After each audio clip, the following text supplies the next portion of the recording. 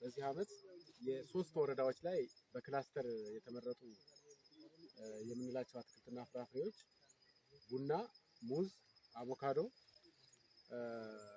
እና ፓፓያ በኮሞዲቲ የተመረጡ ናቸው በአትክልትና ፍራፍሬ።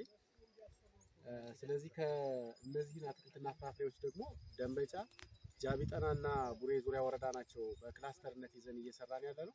በዋናነት ይሄ ዛሬ የምንመለከተው ያያችሁት በሚቀጥለው የዘመናዊ ግብርና በዝም ብሎ በሰብል ልማት ብቻ ሳይሆን በአትክልትና ፍራፍሬም ሳፖርት የሆነ ጤነኛ የአመጋገብ ስርዓት እንዲፈጠር ስለሚያስፈልግ የአመጋገብ ስርዓታችን ከዳበረ ነው ይሄ ከዘርፈ ብዙ ድህነት ከምንለው ውስጥ ልንላቀቅ የምንችለውና ሰው በሚያመርተው ልክ መመገብ ስላለበት ቫራይቲውን በዛ ልክ መቀየር ስላለበትና የአመጋገብ ዘዴያችንን መቀየር ስላለብን አሁን የምታዩት ያለንበት ቦታ የሙዝ ክላስተር ለመስራት የዝርያውን የምናመርትበት ችግኞቹን የምናመርትበት ቦታ ነው ማለት ነው።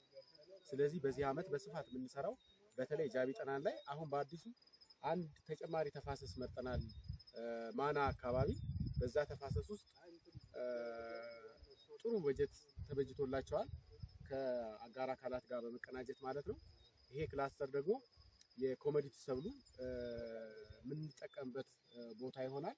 በዋናነት የአቮካዶ፣ ፓፓያ እና ይሄ የምታዩት ሙዝ፣ በተለይ ደግሞ ቡና በጣም ይሄ አካባቢ ለቡና ጥሩና ምቹ ሁኔታ እንዳለው የተረጋገጠ ስለሆነ ከዚህ በፊትም የባከል ቡና ብራንድ የሆነ ለአካባቢው በጣም ኢኮኖሚካሊ ጠቀሜታ ያለው ነገር ግን በስፋት በክላስተር ደረጃ አደራጅተን እየተጠቀምንበት ያልነበረው ነው። በዚህ ዓመት አንዱ በአረንጓዴ አሻራ ፕሮግራም ውስጥ አካተን ከምንሰራቸው ስራዎች ውስጥ የሚካተት ይሆናል ማለት ነው። እንዳያችሁት በጥሩ ሁኔታ ነው ያለው። ወደዛ አካባቢም ዝርያዎቹ ከዚህ እየተቀነሱ የተተከሉበት አግባብ አለ።